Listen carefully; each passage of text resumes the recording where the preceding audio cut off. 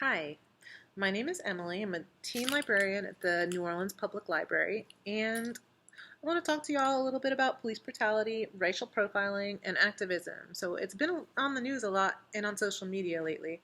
Um, so I want to start by just saying some names: George Floyd, Breonna Taylor, Ahmaud Arbery, Tony McDade, Modesto Reyes. These are just five of the black lives that have been taken at the hands of the police recently. I could go on. As a librarian, I believe books are one of many powerful tools to build empathy and fight ignorance in all forms. So I want to share a few titles, both fiction and nonfiction, to recommend to teens who are looking to learn more about systemic racism, how to work towards becoming anti-racist, and how to be an ally to Black people and people of color. So white allies, they will speak up and they will take action when they recognize racism. They also know to step back sometimes and listen to people of color. So being an ally isn't something that is ever complete. I've heard it described as a verb, not a noun. So it is an action, it is an ongoing commitment to anti-racism. So now to the books. A couple of these you may have already heard of, but I hope there's something new for everyone. This one is definitely one you probably know, The Hate U Give by Angie Thomas. It was made into a movie in 2018. If you saw the movie and haven't read the book yet, it's time. So this is the story of Star Carter, a 16-year-old girl who witnesses the murder of her best friend, Khalil, at the hands of the police.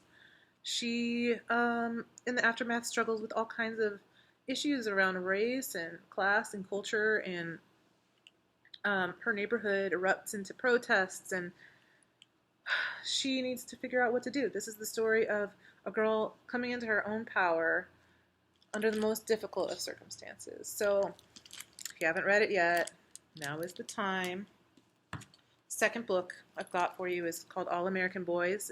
It was written by Jason Reynolds and Brandon Keeley in the aftermath of the murder of Trayvon Martin.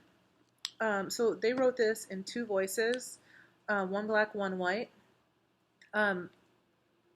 It's the story of Quinn and Rashad. Quinn is a white teenage boy who witnesses the beating of Rashad, one of his classmates, a black classmate, at the hands of the police.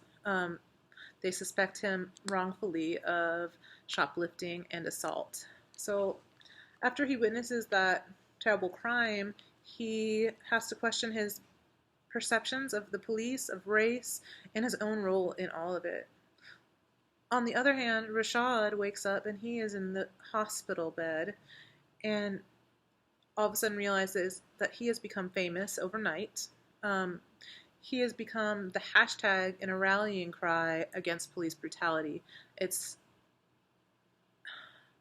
not something he really wanted, and he's not sure how to go about this new role that he suddenly finds himself in. So from there, it gets really interesting. I hope you all will check this one out. All right, so I wanted to find something for y'all graphic novel lovers. This is called I Am Alfonso Jones by Tony Medina. This is the story of Alfonso Jones, as you can see. The very start of the book, this is not a giveaway because it's literally the first page. He is killed by the police. They think that he is armed with a gun when actually he is holding a clothes hanger. So starts off like that, and then he wakes up in his afterlife. He's on a moving subway car underneath New York City. The other passengers on his train car are his ancestors. It's other people who have been killed by the police. And so they tell their stories. The book goes between the past and the present. It also goes between the living and the dead. It's very interesting, like time, space, wackiness. It's a great book. Beautiful illustrations. Check it out.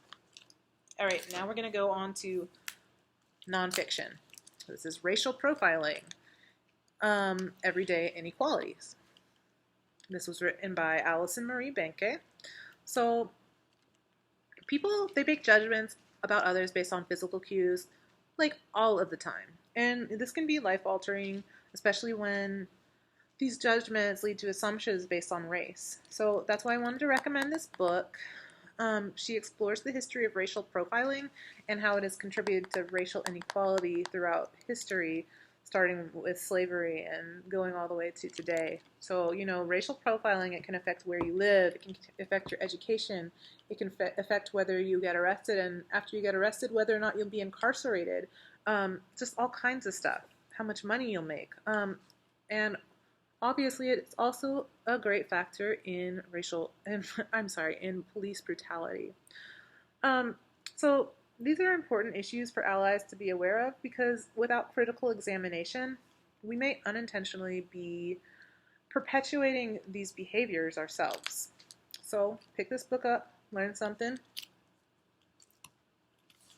And my final book for you guys today is called We Are Not Yet Equal: Understanding Our Racial Divide by Carol Anderson with Tanya Bolden. This book is based on the adult book called White Rage that was written for adults. This one is been rewritten for a teen audience. So this is about kind of like why do we make progress with racial inequality and then still seems like there's lots of problems. Okay, so for example, after slavery was abolished and we had the Reconstruction period, things seemed to be getting better, and then the Jim Crow laws were enacted, and we took a lot of steps backwards. Another example is after the Voting Rights Act and the Civil Rights Act were made into law, we started putting in new laws that made it very difficult for millions of people to vote. So Bolden and Anderson, they examine the roots of systemic racism, and they invite the readers to help break the cycle. So this is, these books are just a jumping off point. There are so many really quality books on this subject for all types of readers. If you're interested in one of these, I'm going to have links down below this post. I'll also have lists that can give you some other options of books on the same topics. If there's a book that you want to recommend, please write it in the comments. And these books are all available through the New Orleans Public Library. Go to our website, nolalibrary.org, for more information. Well, thank you for listening. See you soon, I hope.